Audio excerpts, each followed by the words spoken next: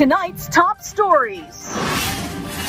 President Ferdinand R. Marcos Jr. leads the distribution of school supplies to students in San Juan. President Ferdinand R. Marcos Jr. leads government efforts to help those affected by the strong earthquake swiftly recover from the nightmarish ordeal. Members of the Senate majority visit quake-affected areas in Mindanao. Global pop superstar Taylor Swift relishes the chance to do a performance for the mega-hit Toy Story franchise. All these and more on PTV News Tonight.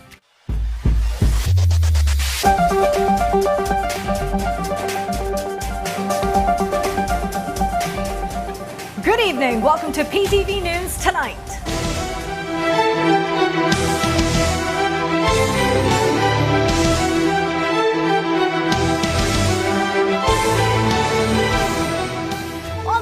Country celebrates yet another year of birth as a proud and free nation. The president today headed to a site where Filipinos launched their first battle of the Philippine Revolution against the Spaniards. Here, the president handed out the fundamental tools needed to wage war against illiteracy, innocence, and ignorance to school kids from kindergarten to grade 3 pupils, to include school bags, learning supplies, and those coveted communication devices or tablets to help them build strong reading skills. Our Kenneth Pasyente has more. Kailangan talaga na ang edukasyon natin ay pagandahin natin ang sektor ng edukasyon para sa ating mga kabataan. That was emphasized by President Ferdinand R. Marcos Jr. as he led the distribution of school supplies at Pinaglabanan Elementary School in San Juan. The president said that while it may look simple, this is a big step in helping students with their education. Among the items distributed by the president were school bags and learning supplies for kindergarten and grade 1 learners. These included workbooks, notebooks, crayons, pencil cases, and other school materials. Meanwhile, the San Juan local government also distributed 13,000 tablets from kindergarten to grade 12 students across 13 public schools in the city. That's why binibigyan natin, tinutugunan natin ng husto, binibigyan natin ng diin na pagandahin ang educational system. Ngunit, alam ko naman, dahil ito ang ginawa po natin dito ay nagtulungan ang national government at saka ang local government. At maraming magagawa ang local government at national government kapag nagsasama, magandang coordination ng national government at saka local government. Students welcomed the initiative, saying it would be a big help to their education. Nakakalakoy po na tulong sa pag-aaral dahil meron po na pinagtutulong po ni BBM tapos ni Mayor po na makaaral po na mabuti at magkaroon ako ng better na future. Importante po sa pag-aaral namin dahil pwede po itong makatulong po sa mga research, mga works po namin. The work of teachers like Helena is also expected to become easier, especially as they can now manage students' activities online. Mas madali po yung may tablet kasi lalo-lalo na po dito po sa amin sa San Juan, may mga libre po silang internet sa bahay. So yung access po ng pag-school nila or ng lessons po namin, mas madali po through use po ng internet. Aside from distributing school supplies, the president also inspected several classrooms in the school. He also led the orientation of 205 presidential scholars in San Juan City who will receive 20,000 pesos each under the Ulat Bayan Makikinabang program. Kaya't huwag niyong kakalimutan gaano kahalaga ang edukasyon. Huwag niyong kakalimutan, kaya't mag-aral kayo na mabuti, pagsagaan ninyo talaga. Dahil ito ay kayamanan na maibibigay namin sa inyo na hindi na makukuha sa inyo, hindi na malulusaw yan, hindi na maaagaw yan. Wala nang pwedeng magnakaw sa inyo yan. Habang buhay ninyo, araw-araw ninyo magpapasalamat na nagkaroon kayo ng magandang edukasyon. The president also stressed that strengthening the country's educational system includes addressing the needs of teachers, such as providing allowances and ensuring that no teachers retires with only a teacher 1 rank. Kenneth Pasyente for the Nation. Led by Senate President Pro Tempore Sherwin Gatchalian, some members of the new Senate majority arrived in Mindanao to visit several areas severely affected by the strong earthquake. He said over 180 billion pesos from the 2026 national budget could be used for immediate response and rehab efforts in affected areas. Bernard Ferrer tells us more. Senate President Pro Tempore Sherwin Gatchalian said that more than 180 billion pesos from the 2026 national budget may be used for immediate response and rehabilitation efforts in areas of Mindanao affected by the strong earthquake. Nearly 18 billion pesos will come from the National Disaster Risk Reduction and Management Fund, the government's primary source of funding for disaster response, relief operations, rehabilitation, reconstruction, and recovery efforts. Also available are more than 32 billion pesos under the Local Government Support Fund, financial assistance to local government units, nearly 16 billion pesos from the Contingent Fund, and more than 8 billion pesos from the Quick Response Funds of various government agencies. Gatchalian also noted that nearly 47 billion pesos has been allocated to the Department of Social Welfare and Development, or DSWD, under the Protective Services for Individuals and Families in Difficult Circumstances program. The Department of Education, or DepEd, has more than 4 billion pesos allocated for its disaster preparedness and response program. In addition, 67 billion pesos has been set aside for the construction of classrooms. Funds under DSWD, OSEC, and DA-OSEC budgets in the 2026 national budget may also be used for the rehabilitation of earthquake-affected areas. Gatchalian, along with fellow Senators Juan Miguel Zubiri, J.V. Ejercito, and Erwin Tulfo, visited areas severely affected by the earthquake in Sarangani and General Santos City. They also turned over 2.5 million pesos in cash assistance and sacks of rice to residents affected by the disaster. Nakikiisa kami sa mga kasamaan natin apektado ng lindol at nandito kami para ipadama sa kanila ang aming malasakit at tulong. Bali ito, initial na relief operations, pero kaya kami nandito ay mas importante para sa atin yung rehabilitation phase. Lalo na nabanggit ang ating acting president, yung rehabilitation, mga basic infrastructure. Walang politika dito, majority, minority man, anong grupo man yan, lahat kami nagkakaisa para makabigay po kami ng tulong. Meanwhile, the Senate will review the quality of infrastructure in Mindanao after several bridges and school buildings were damaged by the strong earthquake.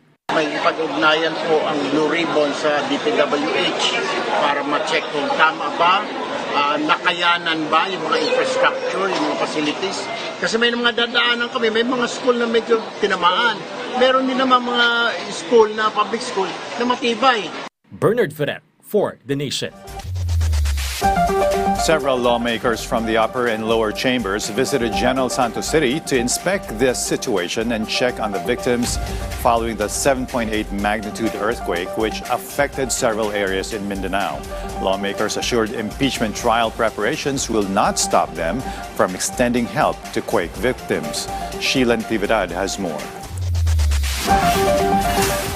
Members of the House of Representatives assured the public that they are not neglecting those affected by the magnitude 7.8 earthquake in Mindanao. House Speaker Faustino Bojedi III personally went to General Santos City to inspect the situation and extend assistance to affected communities. He was joined by Acting Senate President and Senate President Pro Tempore Sherwin Gatchalian, Senators J.V. Ejercito, Erwin Tulfo, Mig Zubiri, and other members of the congressional delegation.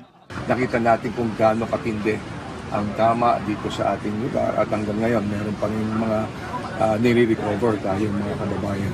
And hopefully, They also assured that the House of Representatives will cover the hospitalization expenses of patients affected by the earthquake. sa ngalan po ng House of Representatives, sa aming pong taus-pusong pinaabot ang aming pong pakikiramay. Nandito kami para matiyak na katulad ng sabi po namin sa lahat ng mga ospital na kakailangan na related po sa earthquake ay titiyakin natin na zero balance yung ating mga kababayan na sa loob ng mga ospital. Lawmakers also stressed that preparations for the impeachment trial will not stop them from continuing to extend assistance to disaster victims. According to Akbayan Party List Representative Chel Jokno, it remains the duty of Congress to respond immediately to the needs of those affected. He said more than 100 lawmakers are participating in relief efforts for affected areas in Mindanao, aside from their own initiatives in their respective districts. Kahit na nasa gitna na kami ng paghahanda sa impeachment trial, hindi nalalayo sa aming kaisipan at kalooban ang mga nangyari at mga nasalanta ng lindol sa Mindanao. Jokno also emphasized that although the House is preparing for a constitutional impeachment trial, they remain bound by their duty as public servants and citizens to respond swiftly to disaster-affected communities. Sheila Natividad for The Nation.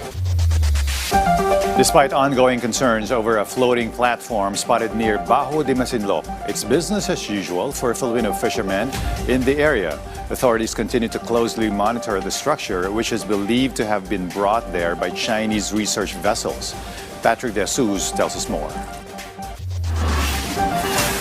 Filipino fishermen continue to freely venture out to sea around Scarborough Shoal or Bajo de Masinloc.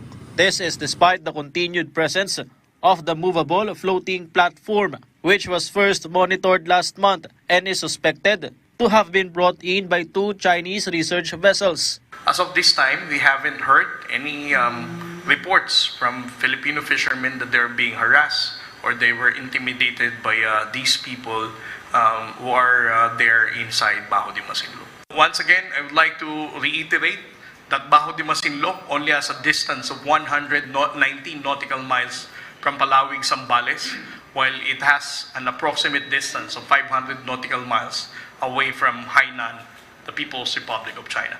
President Ferdinand R. Marcos Jr. has already been informed about the floating platform in Bajo de Masinloc, wherein the Philippines has previously filed a diplomatic protest against China.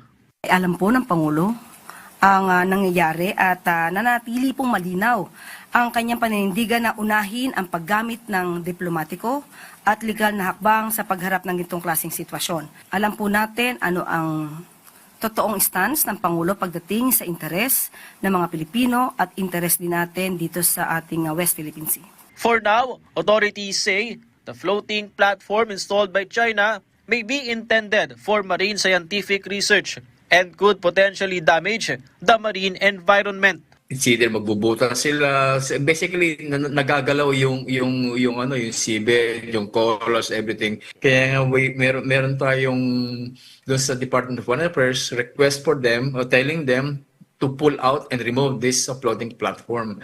Dahil again, unang-una, tayo lang dapat ang gumagawa ng marine scientific research dito dahil territory natin ito. Aside from it being within the exclusive economic zone ng Pilipinas. Meanwhile, a majority of Filipinos favor the Philippines working together with like-minded nations in protecting the West Philippine Sea. Based on a Pulse Asia survey conducted in May and commissioned by the Strat-Based Institute involving 1,500 respondents nationwide, 86% believe allied countries provide significant support in asserting the Philippines' rights and sovereignty, with the highest level of support recorded in Mindanao. The survey also found out that the United States is the most trusted partner among respondents, garnering 84%, followed by Japan, Australia, Canada, and South Korea. Patrick De Jesus for The Nation. Less than 72 hours after the monster 7.8 earthquake struck off the coast of Sarangani and left the Glan-Sarangani road impervious to vehicular traffic, the vital arterial link has finally reopened thanks to prompt clearing and cleanup efforts care of combined LGU and DPWH intervention.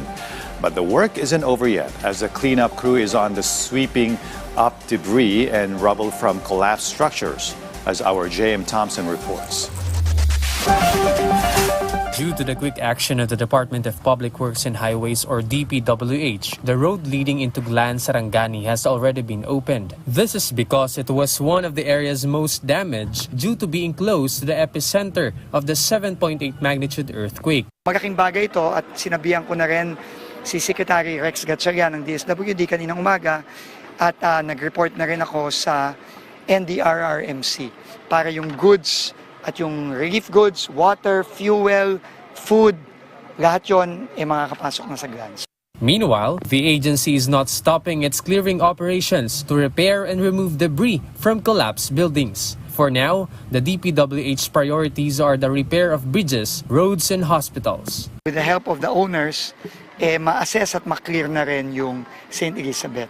Yung George Roeca, cleared na, nakapasok na ulit. Yung Sarangani Provincial, may mga konting inaayos na lang, pero structurally safe na siya. At dahan-dahan pumapasok na rin ng mga doktor, nurse at pasyente doon. So, yun ang priority, and then also yung ating mga eskwelahan. The agency will also take swift action on schools that collapsed and were damaged, especially since the school year has just started. The DPWH will ensure their assessment of the schools to determine if it is already safe to return to school or if they need to be demolished and new buildings built due to the severity of the damage. J.M. Thompson, for The Nation. The National Housing Authority has started implementing a moratorium across Mindanao in response to the damage caused by the recent earthquake. Under this policy, beneficiaries will not be required to pay amortization, missed payments, or interest and penalties for the month of June.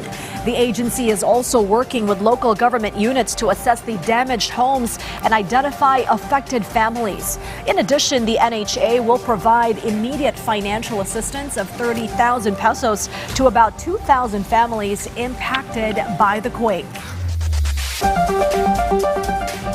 No stone will be left unturned to get to the bottom of the tragic Ateneo men's basketball boot camp, which left 2 freshman recruits dead from oversight on the observance of safety measures. A vow PNP CIDG Director Major General Robert Alexander Morico II declared, beginning with the issuance of summons on the Ateneo de Manila coaching staff headed by Thomas Tab Baldwin. The full story from Ryan Lasigas. The bottom line here is we want to give justice not only to Rene Clerc Baturbinya, but also the foreign national, Divine Adili. Airtight case.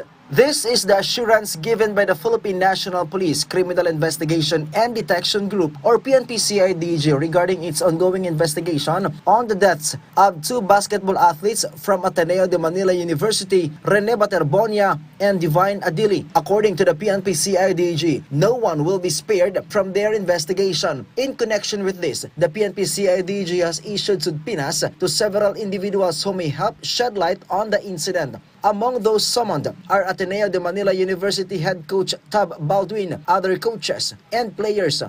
We're trying to establish if the school authorities concerned have prepared for the safety and medical needs of the athletes who are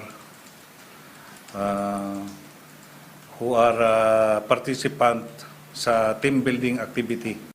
Also being summoned are representatives of the local government unit, the resort owner, and the driver of the bus used by the group. The CIDG will also invite former Ateneo de Manila University players as resource persons in connection with what has been described as a team building activity. The PNP-CIDG also said that they already have persons of interest or POIs in the incident. Although there are several markers doon na bawal yung maglangoy, was there any effort coming from the local government to prevent yung na sawayin yung mga tao doon, considering that yung weather condition during the time? The CIDG has also requested the Department of Justice or DOJ to place some of these individuals under an immigration lookout bulletin. Ateneo is Ateneo. May mga pera po yung mga dyan. They have the capability to travel abroad. The National Bureau of Investigation or NBI has also launched its own investigation on the incident. Although police found no signs of foul play, the NBI emphasized that this not necessarily mean that no one can be held liable. The agency will examine whether there was negligence or any deficiency in safety measures, supervision, and risk assessment at the activity site. According to the NBI, the goal of the investigation is to establish the full truth and hold accountable anyone found to have violated violated the law. The Department of Labor and Employment will also summon Baldwin to review the legality of his work permit in the country. The Labor Department said it has the authority to cancel or suspend the alien employment permit of a foreign worker if any violation is found. Kailan siya nag-apply ng AEP at yung ba mga conditions ng AEP niya ay nasunod. Halimbawa, meron ba ang kanya bang AEP ay sa campus lamang and during the games? Yung kanya bang AEP ay sa cloud din, yung mga activities outside the campus or even outside a UAAP season? Ryan Lisiges for The Nation. Stakeholders of the Philippine Sports Commission vowed to institutionalize reforms to address the oversight in team building and sports training camp activities, like the tragic Ateneo basketball boot camp in Aurora, which led to the deaths of 2 promising collegiate rookies, and their top aim to pass the Sports Coaching Act, or House Bill 2631. The bill provides for regulations, licensing, the creation of protocols for risk management and emergency response, as we hear more from our Gab Humilde Villegas. Sports officials vowed that there will be reforms in safety and coaching standards following the death of student athletes Rene Baterbonia and Divine Adili of Ateneo de Manila University while conducting a team-building activity in Dipakulaw, Aurora. During the special stakeholders panel of the Philippine Sports Commission, or PSC, it was emphasized that the formation of said panel is not intended to be a fact-finding investigation. While we allow due process and the ongoing investigations to take their course, the stakeholders panel believes that this conversation extends beyond student athletes and a single incident. At its core, this is about protecting athletes and ensuring that sports is a safe, credible, and empowering environment for all.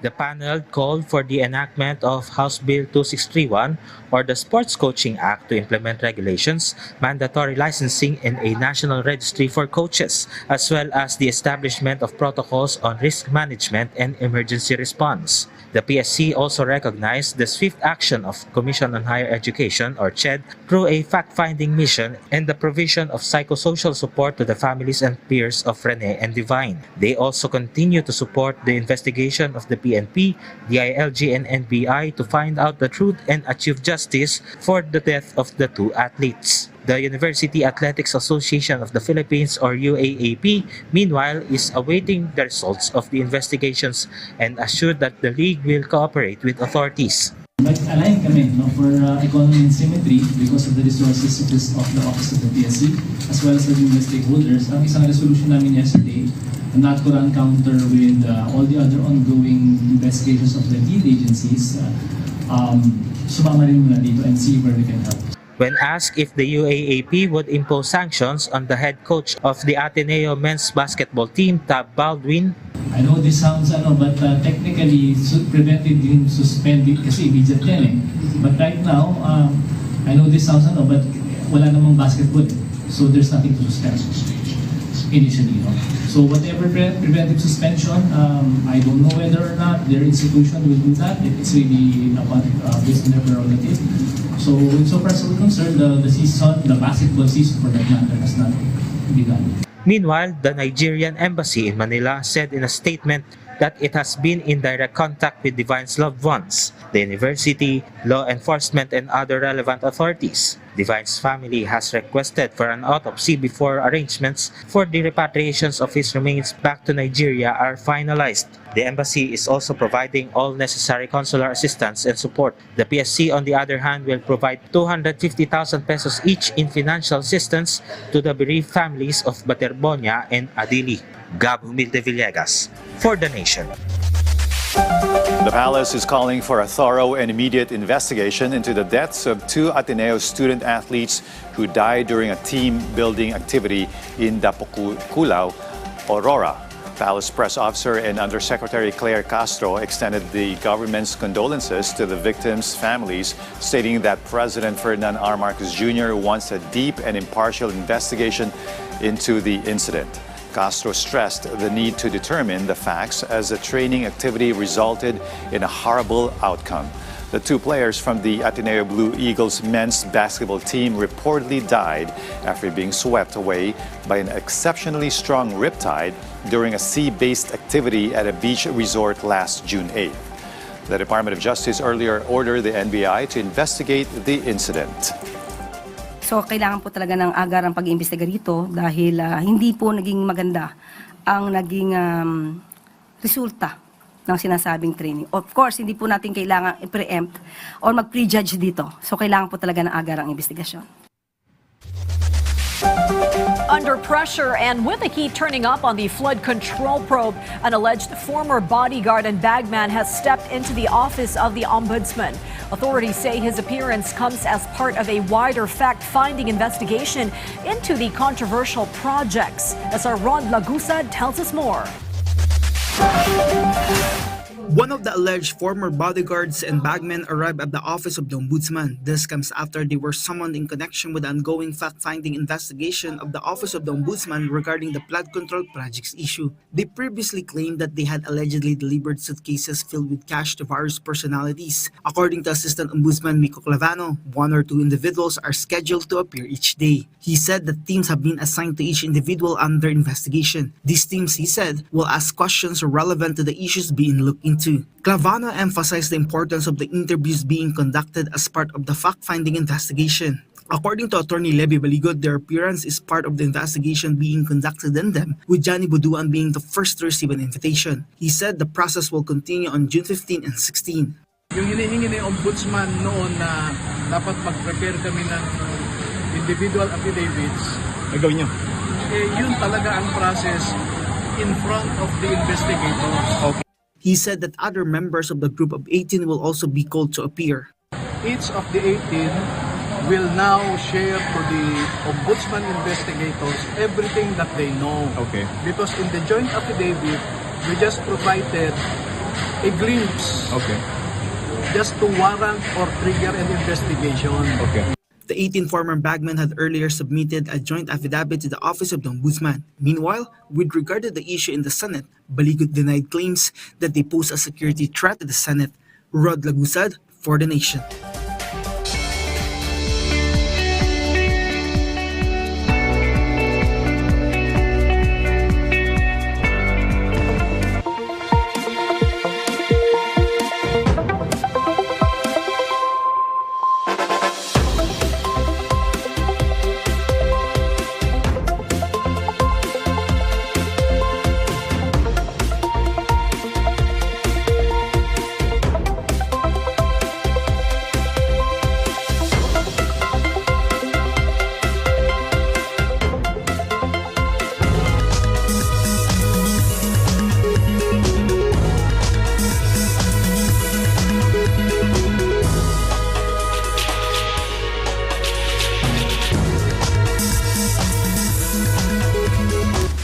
To generate quality jobs for Filipinos and strengthen the country's long-term economic competitiveness, the Philippine government is seeking ways to deepen economic cooperation with Sweden.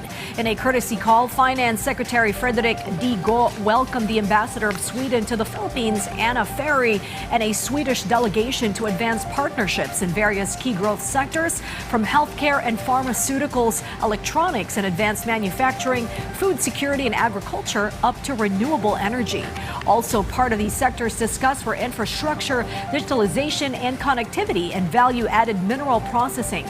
To support priority projects, the two countries also talked about streamlining grant processes. In the meantime, the Department of Agriculture, through the National Dairy Authority, or NDA, opened the 2026 Dairy Fair in a mall in Quezon City from June 5 to 7. This to reaffirm its support for the local dairy industry. The event hosted around 20 exhibitors, including dairy cooperatives, processors, and partner brands from across the country. The fair eyes to bring locally produced milk and dairy products closer to consumers and raise public awareness of their nutritional benefits. The event is part of the World Milk Day celebration with the theme Celebrating Women Farmers to recognize the vital role of women in the dairy sector. The opening program also featured the recognition of 2 outstanding women for their contributions to the industry's development.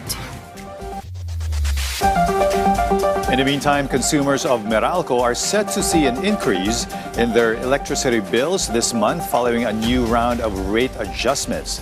The company announced an increase of nearly 15 centavos per kilowatt hour, driven by higher generation charges.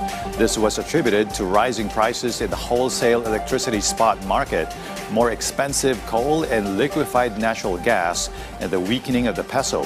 For households consuming around 200 kilowatt hours, the adjustment is expected to add about 30 pesos to their monthly bill in June. The Department of Agriculture, or DA, conducted an inspection at Guadalupe Market to ensure compliance of rice retailers on the 50 peso price cap. Yesterday, 19 notices of violation were issued to non-compliant retailers. Elijah Canlas reports. Department of Agriculture or DA officials welcomed the 100% compliance of several NCR markets regarding their price monitoring of imported rice. They inspected Guadalupe Market today to check if rice retailers are following the mandated 50 peso price cap. This follows the department's widespread inspection of major markets yesterday, where most complied but several violations were still detected. Kahapon po, pumunta po tayo sa mga selected public and private markets, yun nga, nakitaan natin na meron din pong naisuhan na notices of violation sa mga palengke na tinitignan natin yung presyuhan at saka yung particularly yung labeling ng bigas. Stores found violating the price cap were immediately issued notices of violation. 19 notices of violations were issued during yesterday's inspection of retailers selling imported rice above 50 pesos. Additionally, 4 notices were issued for improper rice labeling. Inspecting DA personnel also collected samples for further laboratory analysis. For Laila, a mother, affordable rice is a huge help in these times. Malaking makaitulong yan lalo na sa mga mahihirap. Kasi ang hirap, sobrang mahal ng bigas ngayon, kailangan ng mga tao yung number 1. Ang ulam naman kahit ano na lang, pero ang bigas, importante, diba?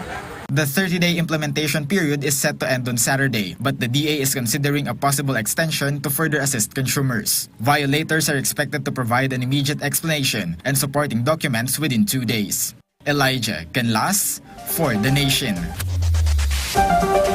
Coming up, Swifties get to know more about their idol in this interesting news bit. That's next after a few reminders. Don't go anywhere.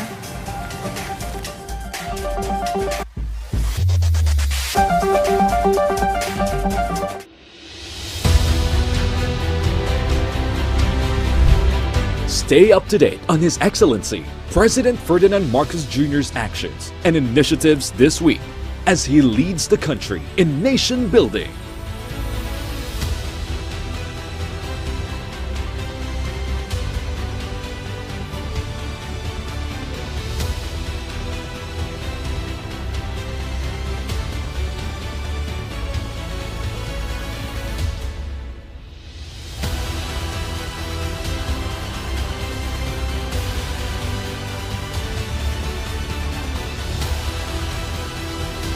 PBBM at work.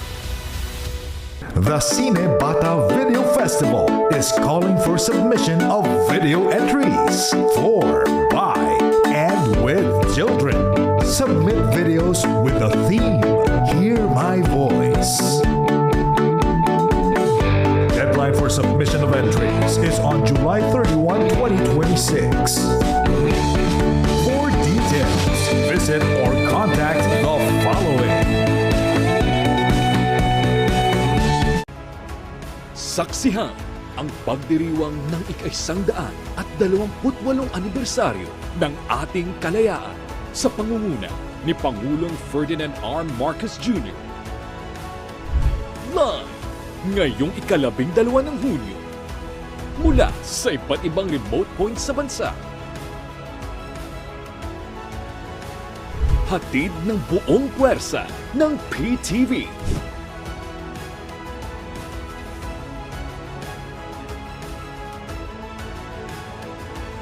Kalayaan 2026. Dito sa inyong People's Television.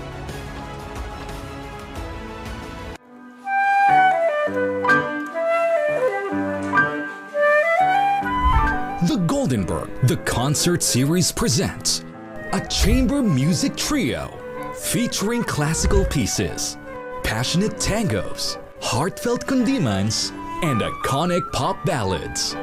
With flutist Antonio R. Maige, cellist Renato B. Lucas, and pianist Ina Montes Claros. Celebrate the timeless magic of music. The Goldenberg Concert Series, this June 14, only here on PTV. Tara, lumikha! Ngayong Pride Month, perfect itong rainbow salt painting para ipakita ang pagkakaisa, pagtanggap at pagrespeto sa bawat isa. Alamin naman natin ang art technique ng paper marbling sa Art Venture. Subukan rin natin gumawa ng isang colorful scratch pad na magpapaalala sa atin na ang art ay para sa lahat. Sining ang magniningning dito sa Artsy Craftsy Tala! Artsy Craftsy, Sabado, alas 10:30 ng umaga. Dito lang sa inyong People's Television. Ang watawat na sagisag ng ating kasarinlan. Pag-ukulan natin ng tamang paggalang at pangangalaga. Bilang pagpupugay, humarap sa watawat sa tuwing kakantahin ang pambansang awit. Isabit ito sa ating mga tahanan, mga pampublikong lugar at tanggapan. Lalo na kapag may mahalagang okasyon sa ating kasaysayan. Asul sa taas o kaya sa kaliwa sa panahon ng kapayapaan. Tratuhin ang pambansang watawat ng may paggalang. Huwag gupitin, apakan, gawing kasangkapan o kasuotan. Huwag ding hayaang lumaylay at sumayad sa lupa. Kapag ito ay naluma, maingat na sunugin, ipunin ang abo, at ibaon sa lupa. Ang bandila ng Pilipinas.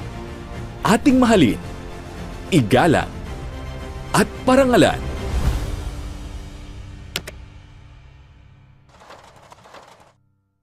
At your service, Pilipinas, ako po si Dr. Albert Domingo ng Department of Health. Samahan niyo kami para sa isang bagong Pilipinas ngayon dito lang sa PTV.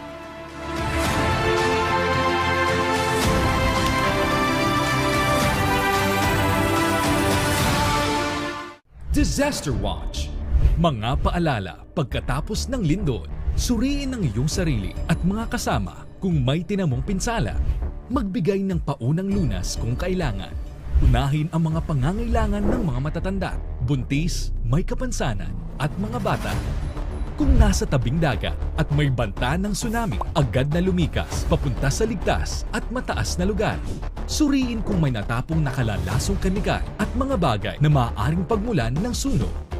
Patayin ang main switch ng tubig at kuryente, pati na rin ang tangke ng gas o LPG. Huwag bumalik sa loob ng gusali hanggat walang abiso na ligtas na ito. Sa panahon ng sakuna, dapat laging listo.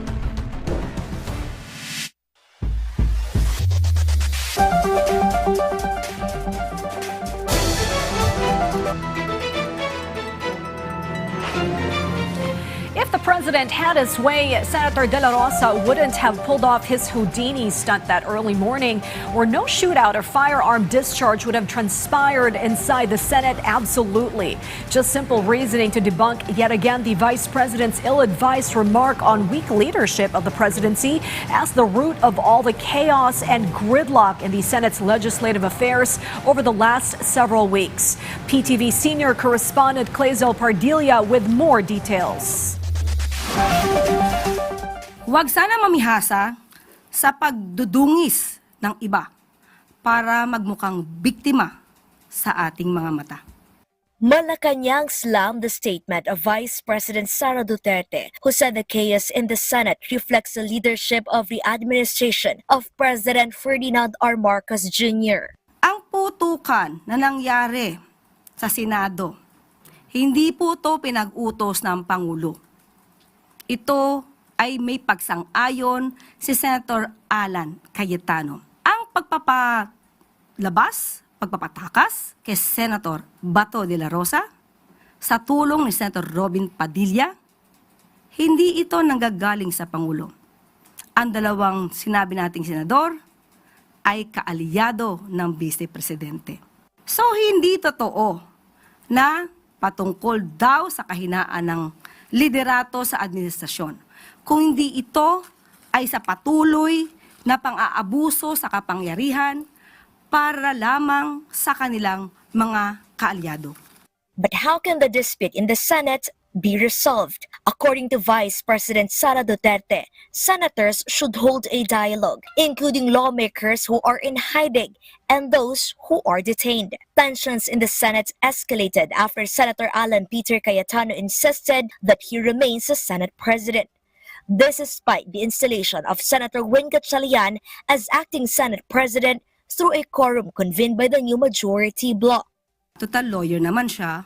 Nabasahin po yung Avellino versus Cuenco para magkaroon siya ng kahit konting kaalaman sa sinabi po ng Supreme Court patungkol po dyan. Based on the Supreme Court ruling in Avellino versus Cuenco, a vote of the entire Senate membership is not required to elect a new Senate leader. The decision states that a majority of senators present in a valid quorum is sufficient. But if Vice President succeeds in bringing Senator Bato de la Rosa out of hiding despite his warrant of arrest from the International Criminal Court, Malacanang said, welcome po yun.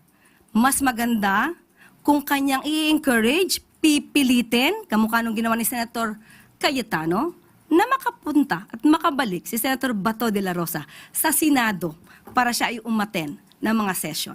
Amid calls for the Philippines to rejoin the International Criminal Court, Malacanang maintained that the Philippines still has no plans to rejoin the ICC. Despite no longer being a member of the International Criminal Court, the administration said it remains committed to holding accountable those who should be held responsible. Authorities continue to search for Senator Bato de la Rosa and are coordinating with Interpol. Kalezal Pardilia for The Nation. Even as lawmakers prepare for the upcoming impeachment trial, they insist their focus remains on the urgent needs of earthquake-hit communities in Mindanao. Congressional leaders are now assuring continued relief and assistance for those affected by the disaster. Sheila Natividad says it all. The House Prosecution Panel has named the first batch of private prosecutors who will assist them in the impeachment trial of Vice President Sara Duterte. According to House Lead Prosecutor in Batangas 2nd District Representative Jervy Luistro, the lawyers joining the trial stand by the constitutional principle of enforcing accountability. How we were able to come together, of course, we solicited the help of private lawyers who are willing to be with us on this cause on a voluntary basis. Ibig sabihin, libre, walang bayad. 10 lawyers from various law firms will assist the House Prosecution Panel, with more expected to join, according to Lead Prosecutor Luistro. Attorney Kapunan, one of the private prosecutors, said this is the time to give back to public service by helping in the impeachment trial process. I think in my 48 years as lawyer, this probably is what we call payback time. This has been a crusade since last year when we also volunteered to help, give legal advice to the impeachment team last year. So this is a continuation of our crusade. She also stressed that the prosecution is not about personal credit. This is not about us. This is not about us, public and private prosecutors. This is about all of you. This is about the country. This is about public officials being called to task on their accountability to the Constitution and ultimately to the people. Ang bida po dito ay ang taong bayan.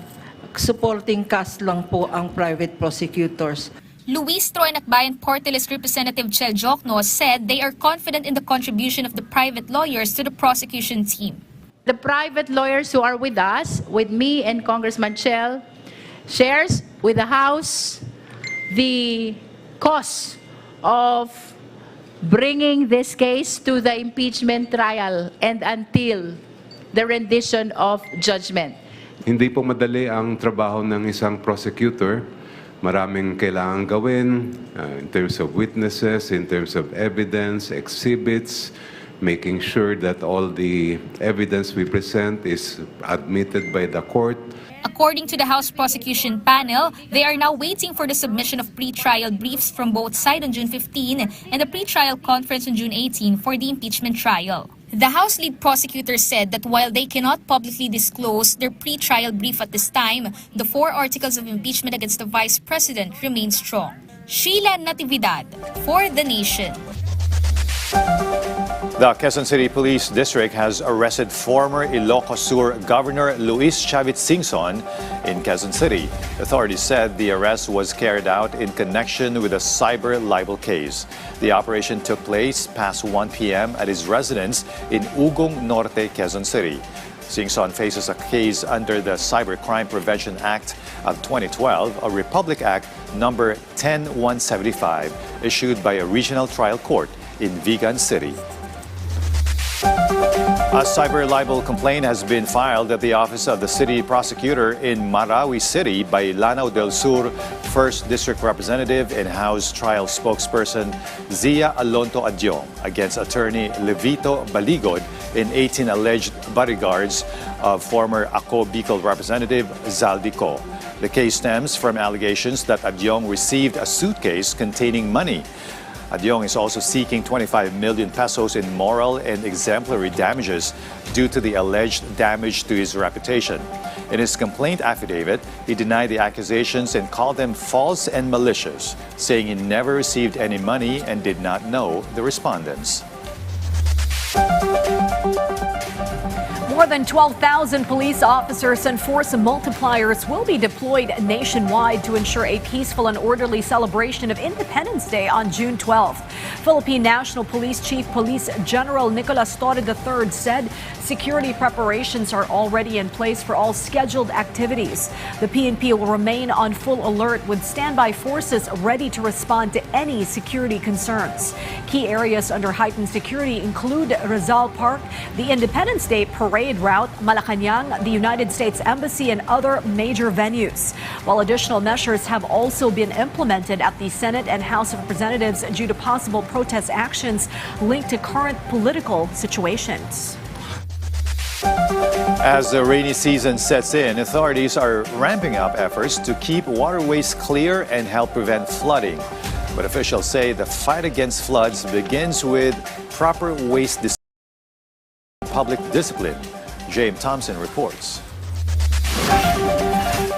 Employees of the Department of Public Works and Highways, or DPWH, were greeted by various types of garbage on the shores of the Las Piñas Parañaque Wetland Park today. As part of Upland Kontra Baha, a cleanup drive was conducted by around 200 DPWH employees led by Secretary Vince Dizon, and also as part of their 128th anniversary celebration. Tingin ko, wake-up call talaga sa atin to na kailangan talaga ng disiplina ng mga kababayan natin sa pagtatapon ng basura. So sana kahit paano naman, konting disiplina naman. Huwag na tayo magtatapon sa dagat, sa bay, sa mga estero, sa mga ilog, di ba? Meron namang tamang pag-dispose ng basura. The Las Piñas Parañaque Wetland Park is known as the last coastal frontier of Metro Manila. The park is located along the shores of Manila Bay between the cities of Las Piñas and Parañaque. It is the only remaining functional wetland and living ecosystem in the entire Metro Manila. But because of the garbage that ends up on the park's shoreline, it has become a threat to the lives of the remaining trees and plants. During the monsoon season, it is said that the amount of garbage ending up on the shoreline increases. Because of this, it is also a major threat to the various habitats and different species of the animals in the park. Well, kailangan nating gumamit ng bagong teknolohiya para ma-dispose yung waste. Kasi imposible nating ma-manage ito ng ganito na yung dating gawi pa rin ang ginagawa natin. Imposible na, hindi na sustainable. The mangroves in the park's environment provide significant help as a buffer for neighboring cities against powerful storm surges. But if every citizen does not cooperate with the government's initiatives to maintain the cleanliness of the environment, it might be lost completely. J.M. Thompson for the nation.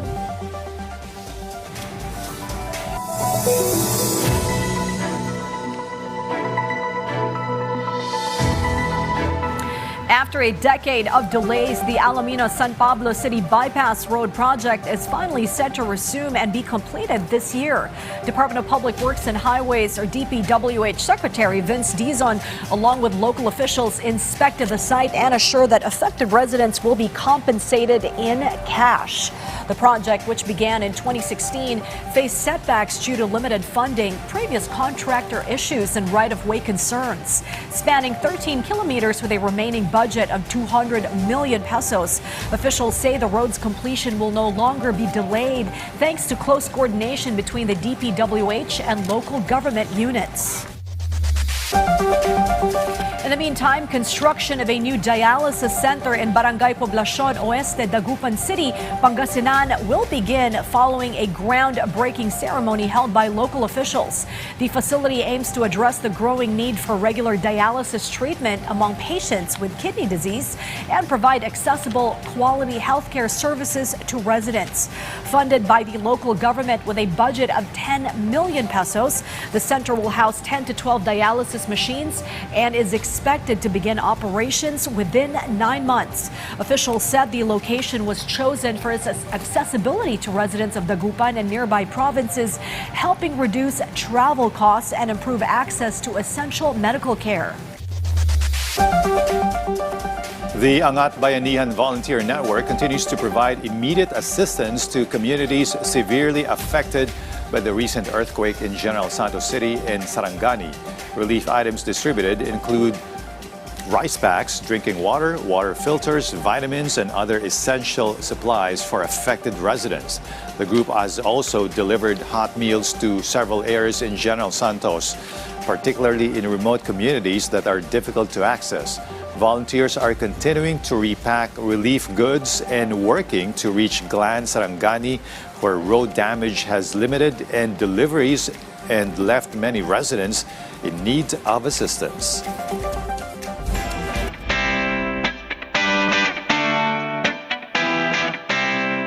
We'll now give you the latest buzz here at Pop Culture Corner. First up, global pop star Taylor Swift delighted fans with a special performance at the premiere of Toy Story 5 in Los Angeles on June 9.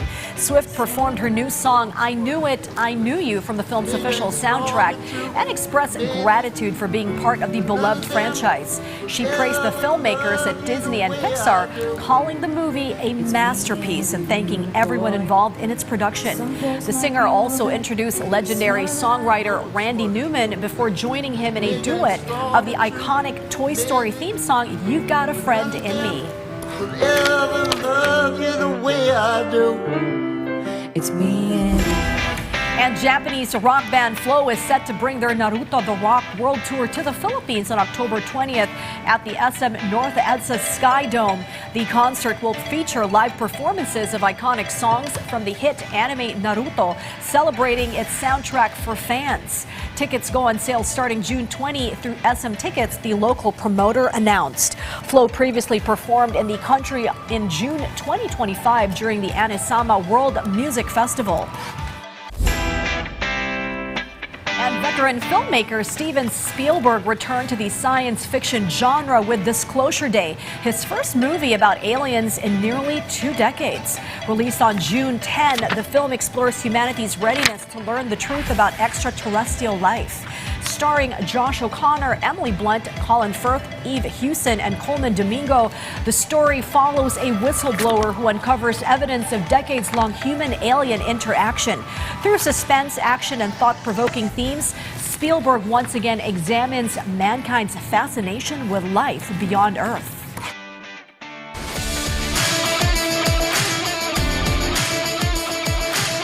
Gilas Pilipinas Youth opened its campaign in the FIBA U18 Asia Cup SIBA qualifiers with a dominant victory over Vietnam in Krabi, Thailand. The Philippines controlled the game from start to finish, highlighted by a stifling defensive effort that held Vietnam scoreless throughout the third quarter. Ethan Aguas led the way for Gilas with 19 points, while Joaquin Tovera added 16 as the national squad cruised to a commanding 121-28 win. All 12 players on the Gilas roster contributed to the scoring in the lopsided victory. Gilas Youth will next face Singapore before taking on host nation Thailand on June 12. Filipino gymnasts continued to shine on the international stage after capturing several medals in separate competitions abroad. Jelian Bantilan led the Philippine campaign at the Singapore Open 2026, winning gold medals in the individual, all-around, and team events alongside Aluna Labrador, Cara Salvado, and Pamela Sua. Bantilan also added a bronze medal in the floor exercise, while Labrador secured a bronze in the vault event. Meanwhile, Jasmine Althea Ramilo claimed a silver medal in the hoops event of the 2A Face Liga Iberdrola, these clubs held in Spain. Following their success, the Philippine delegation will shift its focus at the 13th Senior and 19th Junior Artistic Gymnastics Asian Championships in Zunyi, China. Bantilan and Labrador will represent the country in the junior women's team, while two-time Olympic gold medalist Carlos Yulo will lead the men's senior squad.